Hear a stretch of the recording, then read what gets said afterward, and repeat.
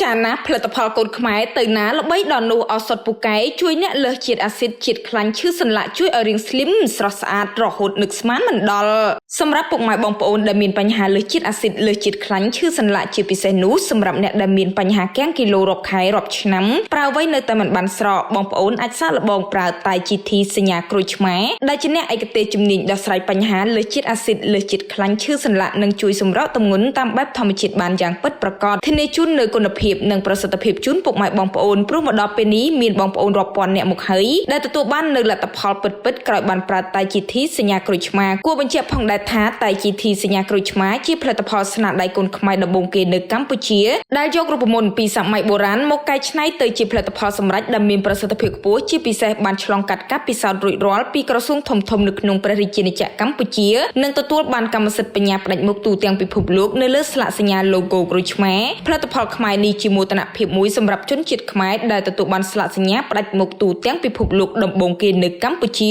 ដូច្នេះហើយសម្រាប់ពុកម៉ែបងប្អូនដែលមានបញ្ហាលើសជាតិអាស៊ីតលើសជាតិខ្លាញ់និងឈឺសន្លាក់សូមជ្រើសរើសយកតែ GT ពិតជាមិនខុសបំណងនោះទេខ្ញុំអត់ស៊ីតែចលាក់អត់មានខុសពីហ្នឹងទេស៊ីឡើងចលាក់ហើមលឹបដល់រួចមកនេះវាហើមវាចុករយអញ្ចឹងដូចយើងអត់មានតែខ្សែសងបន្តិចណា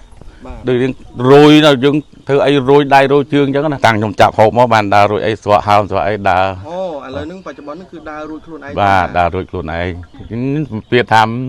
នេះងាប់ឲ្យហើយហ្មងនិយាយត្រង់មកបាក់ហ្មងជាអាចអីតែក្រូចឆ្មានេះហូបសាក់មើលទៅក៏លោជាដូចខ្ញុំហើយខ្ញុំអត់មានទេខ្ញុំជាខ្លួនឯងពិតតែខ្ញុំអត់មាននិយាយកុហកបងប្អូនទេ